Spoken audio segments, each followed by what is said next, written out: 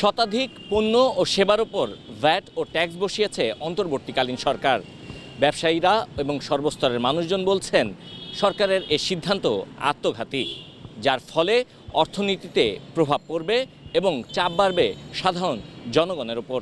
দর্শক, আমন্ত্রণ এটিএন নিউজের নিয়মিত আয়োজন আমাদের কথা অনুষ্ঠানে। আপনারা জানেন, প্রতিদিন কোনো আলোচিত বিষয় নিয়ে সাধারণ মানুষের মতামত আমরা আপনাদের সামনে তুলে ধরি। শতাধিক পণ্য ও সেবায় সরকারের ট্যাক্স ও ভ্যাট বসানো আত্মঘাতী সিদ্ধান্ত, এ নিয়ে আজ আমরা শুনব সাধারণ মানুষের মতামত। তবে তার আগে চলুন এই বিষয়টি সম্পর্কে এটিএন নিউজের প্রচারিত একটি প্রতিবেদন আমরা দেখে আসি।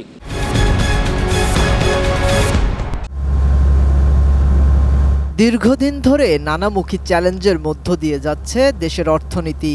জুলাই গণ অভ্যুত্থানের পর আরও নাজুক হওয়া অর্থনীতি এখনো সবল হয়নি। এর মধ্যে মূল্যস্ফীতি নিয়ন্ত্রণে সুদহার বাড়ানো সহ অন্তর্বর্তী সরকারের নানা উদ্যোগ এখনো সুফল দিতে পারেনি। ব্যাংকে তারল্য সংকট সহ ডলার বাজারের অস্থিরতা তো আছেই।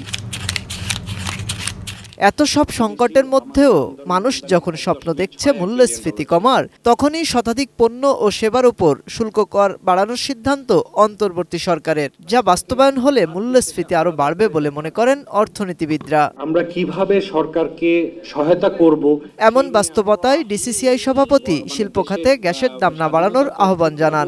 Reforming strategic goal 2, increasing scope of access to finance in SME sector of the SME policy 2019 to facilitate easier access to finance for SMEs, focusing on CMSME to support the development of the informal sector. VAT বাড়ানোর সিদ্ধান্তেরও বিরোধিতা করেন তিনি। বলেন, কর শুল্ক নিয়ে নতুন সিদ্ধান্তে শুধু দেশি ব্যবসায়ী নয়, বাংলাদেশে বিনিয়োগ করা বিদেশি ব্যবসায়ীরাও বিপাকে পড়বেন। ইমিডিয়েটলি একটা অ্যাডভার্স এফেক্ট করবে ইনফ্লেশনের উপরে এবং আমাদের জনগণ, আপামর জনগণের উপরে এটা একটা বিরূপ প্রতিক্রিয়া করবে। একসাথে এতগুলা ইমপ্লিকেশনস গুলা প্রাইভেট সেক্টর ইনভেস্টমেন্টসে যদি করে দেওয়া হয়, এটা আমাদের মতে এটা একটা সুইসাইডাল একটা মুভ হচ্ছে। এ সময় তিনি তাগিদ দেন পোশাক সহ অন্যান্য রপ্তানি পণ্যের বাজারেও বৈচিত্র্য আনার। অর্থনীতি এবং রাজনীতি এটা যাতে একই ট্রেন লাইনের প্ল্যাটফর্মে না চলে।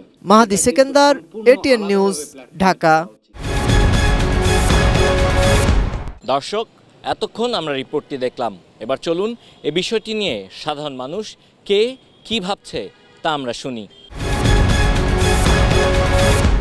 আমরা সাধারণত জানি যে আসলে ভ্যাট এবং ট্যাক্স যেগুলো বাড়ে সেটা আমাদের যখন জুন জুলাই বাজেটের যে সময়টা আসে, তখন আমরা দেখি সিগারেট থেকে শুরু করে আমাদের নিত্য প্রয়োজনীয় জিনিস, গাড়ি, বিলাসবহুল পণ্য এই সকল ক্ষেত্রে আমরা দেখি কিছু শতাংশ বাড়ানো হয়। কিন্তু এই যে আমরা পরিবর্তিত পরিস্থিতিতে এসেছি, এই পরিবর্তিত পরিস্থিতি হঠাৎ করে এসে নতুন বছরের শুরুতে আর একই সাথে আমাদের যে অর্থ বছর, এটার মাঝামাঝি সময়ে এই ভ্যাট এবং ট্যাক্স বেড়ে যাওয়া, এটা কিছুটা হলেও জনগণের জন্য দুর্ভোগের। পরিবর্তিত পরিস্থিতিতে আমাদের অর্থনীতি তুলনামূলকভাবে অনেকটা টালমাটাল, কিন্তু এই ভ্যাট ট্যাক্স বাড়ানোর মাধ্যমে যে অর্থনীতিকে একটা সংযম পরিস্থিতিতে আনার যে প্রচেষ্টা, সেইখানে আসলে এটার ভিকটিম হব আমরা সাধারণ জনগণ। কারণ হচ্ছে এই শতাধিক পণ্যের মধ্যে আমাদের অনেক নিত্য প্রয়োজনীয় পণ্য আছে, যেগুলো হচ্ছে মূলত নিম্নবিত্ত এবং মধ্যবিত্তদেরই বেশি ব্যবহার্য। এতদিন আমরা ভাত এবং মাংস মাছ মাংসের দিকে আমরা নজর ছিল, এখন ওইগুলো নিয়েও কোনো আলোচনা নাই। এখন আলোচনা হচ্ছে শুধু আমরা ভ্যাট কীভাবে বাড়ানো যায়, জনগণের থেকে কীভাবে টাকা নেওয়া যায়, আর ওইদিকে যাদের থেকে আসলেই কর নেওয়া উচিত, যেরকম বিভিন্ন প্রতিষ্ঠান, গ্রামীণ ব্যাংক প্লাস মোবাইল অপারেটরগুলোর দিকে তাকানো দরকার। ওরা কী পরিমাণ ট্যাক্স ফাঁকি দিচ্ছে, ভ্যাট ট্যাক্স ফাঁকি দিচ্ছে, এবং মানে বিভিন্ন ধরনের প্রতিষ্ঠান আছে, ওরা প্রচুর পরিমাণে ভ্যাট ট্যাক্স ফাঁকি দিচ্ছে। ট্যাক্স বাড়াইলেই সব কিছুই বাড়বে, যেমন খাদ্যের দাম বাড়বে, পরে ওই যে ইনপুট করে যেগুলো আনে ওগুলোর উপর প্রভাব পড়বে, সব মিলে জনগণই সাফার করতে হবে। সবথেকে বড় কথা কি, মানুষের পেটে যখন ভাত না থাকে বা মানুষের দৈনন্দিন জিনিসপত্র যখন সে কিনতে না পারে, মেটাতে না পারে, তখন কিন্তু আসলে বিপ্লবের কোনো দাম থাকে না। মানুষ একটা বিপ্লব করেছে কেন? মানুষ একটা বিপ্লব করেছে জাস্ট অনলি ফর একটা ফেসিস্ট সরকারকে হটানোর জন্য না, একটা ভালো লাইফস্টাইল লিড করার জন্য। এখন আপনি যখন তাদের উপর এই ধরনের বাড়তি করের বোঝা ঠেলে দিচ্ছেন, তখন আলটিমেটলি তাদের উপর একটা বার্ডেন হয়ে যাচ্ছে। আর আপনি যখন এই বার্ডেনটা ক্রিয়েট করতে যাচ্ছেন, তখন আলটিমেটলি এটা আপনার জন্য একটা সুইসাইডাল ডিসিশন হয়ে যাচ্ছে। ভ্যাট ট্যাক্স বাড়ানো সরকারের আত্মঘাতী সিদ্ধান্ত বলে মন্তব্য করেছেন ব্যবসায়ীরা। এ বিষয়ে আমি জানবো সাধারণ মানুষের কথা। দর্শক, আমি মাজাউল ইসলাম মাসুম আপনাদেরকে গাজীপুর থেকে নিয়ে যাচ্ছি সাধারণ মানুষের কাছে। আপনারা যে এখন যে অবস্থা দেখতেছেন বাজারের, বিভিন্ন ব্যাংক থেকে, এনজিও থেকে, বিভিন্ন সংস্থাতে যে টাকা নিয়ে এরা ক্ষুদ্র ব্যবসা করতেছে, এরা বর্তমান অন্তর সরকার যে ভ্যাট ট্যাক্স ধরতেছে, এটা ক্ষুদ্র ব্যবসাদের মরবে খারার গা। আমাদের নির্ময়ের মানুষদের এখন চলায় খুব কষ্ট হয়েছে। এর মধ্যে যদি অন্তর্বর্তীকালীন সরকার ভ্যাট ট্যাক্স বাড়া, সাধারণ ব্যবসায়ীদের জন্য অত্যন্ত খুব কষ্ট হয়ে দাঁড়াবে।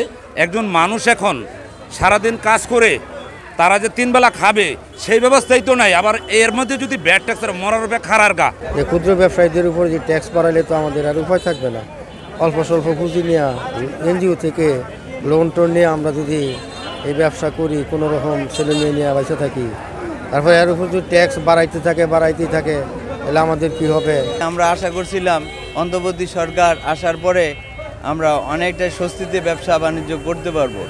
এই মুহূর্তে যদি ব্যবসায়ীদের উপর এরকমভাবে ট্যাক্স বাড়ানো হয়, সেটা আমি মনে করি আমাদের উপর আত্মঘাতী একটা প্রভাব পড়বে। সরকারের ভ্যাট ট্যাক্স বাড়ানোর সিদ্ধান্তকে আত্মঘাতী বলছেন ব্যবসায়ীরা। চলুন শুনে আসি এ নিয়ে পাবনার মানুষ কি ভাবছেন। ভ্যাট বাড়ালে তো সব জিনিসের দামই বাড়ে গেল। এমনি তো ব্যবসা বাণিজ্য একবারে চলো, মানে চলার মতন না। যদি এর উপরে আবার নতুন করে ভ্যাট বাড়তি করা হয়, তাহলে পরে তো সাধারণ মানুষ না খায় থাকবে, এমন পরিস্থিতি হয়ে গেছে। দেশের অর্থনৈতিক অবস্থা খুব শোচনীয়। 1 বছরের মধ্যে যে হারে ওষুধের দাম বাড়ছে, অনেক সময় দেখা যায় যারা ওষুধ কিনতে আসে তারা নিজেরাই হতাশ হয়ে যায়। আমরা নিজেরাও হতাশ। যেমন 10 টাকার প্রোডাক্ট হয়ে গেছে 20 টাকা, এরকম প্রত্যেকটা প্রোডাক্টের দামই বাড়তেছে। এভাবে যদি বাড়তে থাকে তাহলে জনগণের জন্য অনেক কষ্টজনক একটা ব্যাপার স্যাপার হয়ে দাঁড়ায়। ওষুধের কাঁচামাল কিন্তু টাকা দিয়ে কিনতে পাওয়া যায় না, এটা কিনতে গেলে ডলার দিয়ে কিনতে হয়। যখন ডলারের দাম বেড়ে যায়, টাকাকে যখন ডলারে কনভার্ট করবেন, তখন কিন্তু আলটিমেটলি টাকা বেশি লাগতেছে। সেই ক্ষেত্রে ওষুধের দাম কিন্তু এমনিতেই বেড়ে যাচ্ছে। তো গভর্নমেন্টের উচিত যে একটু ভ্যাট কমায় মানুষের কেনার একটা সামর্থ্যের মধ্যে রাখলে সেটা সবার জন্য ভালো হয়। দর্শক, এই ছিল আমাদের কথার আজকের আয়োজন। আগামীতে আবারও দেখা হবে ভিন্ন কোনো বিষয় নিয়ে। সে পর্যন্ত আমি সাব্বির আহমেদ আপনাদের কাছ থেকে বিদায় চেয়ে নিচ্ছি। সুস্থ থাকুন, নিরাপদে থাকুন, এটিএন নিউজের সঙ্গে।